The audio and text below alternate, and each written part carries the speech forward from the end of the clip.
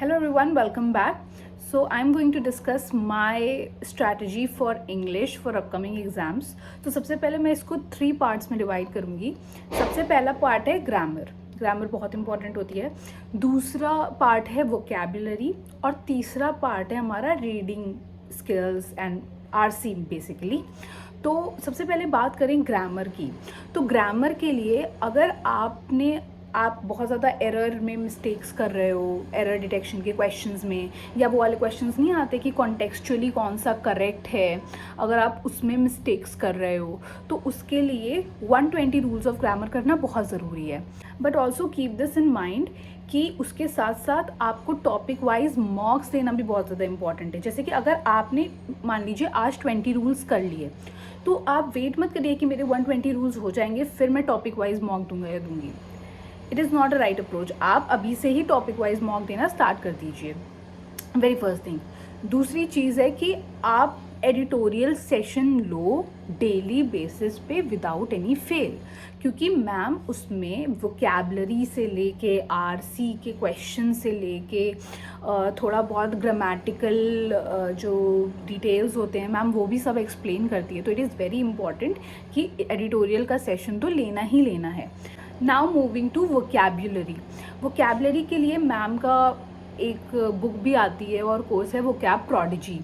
लेकिन अगर आप नहीं लेना चाहते हो या नहीं अफोर्ड करना चाहते हो और ऑब्वियसली हमारे पास टाइम भी बहुत कम है तो आप एडिटोरियल सेशन में ही जो मैम 50-50 वर्ड्स जो है सिनोनिम वाले बताती है, जैसे कि एक वर्ड दिया मैम उसके 50 सिनोनिम्स बता देंगी. तो वो अगर आप डेली बेसिस पे करते रहोगे तो it would be really helpful. और कुछ वर्ड्स ऐसे होते हैं कि आपके दिमाग में बैठ जाते हैं, बट कुछ होते हैं कि थोड़े से अजीब होते हैं. जैसे कि फॉर एन एग्जाम्पल मैं एक वर्ड बताती हूँ, ट्राइट. अभी ट्राइट मैम ने एक दिन करवाया था सिनोनिम, लेकिन अब मुझे उसका मीनिंग नहीं याद आ रहा है.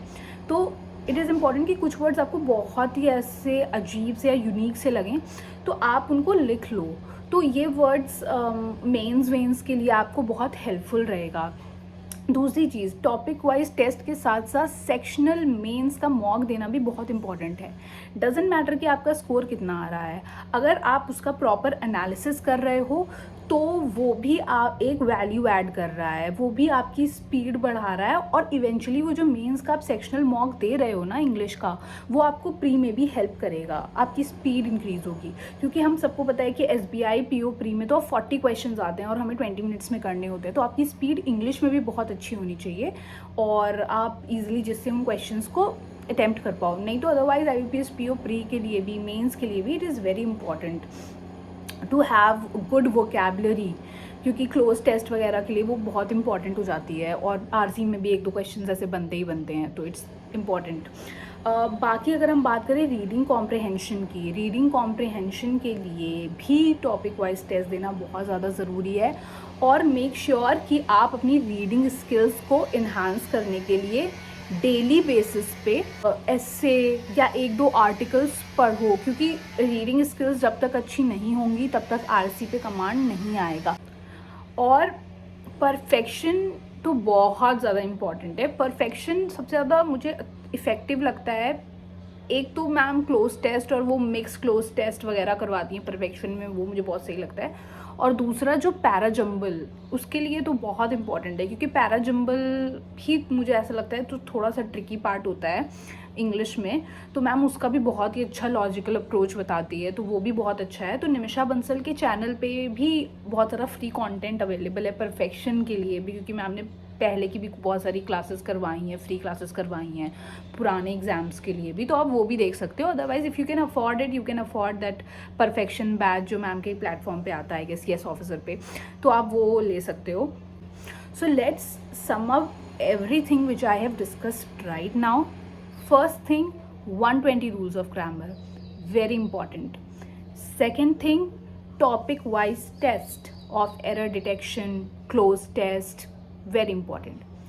Third thing, editorial serves as a conclusion of everything which is important for English. So third is editorial. Fourth is English mains, sectional mock and its analysis, very important. And fifth is perfection, either paid or free content.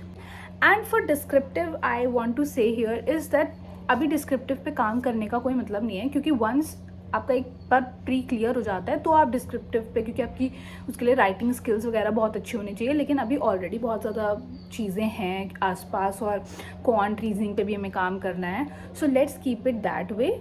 बाकी if you have any questions let me know, and thank you and stay tuned for more updates.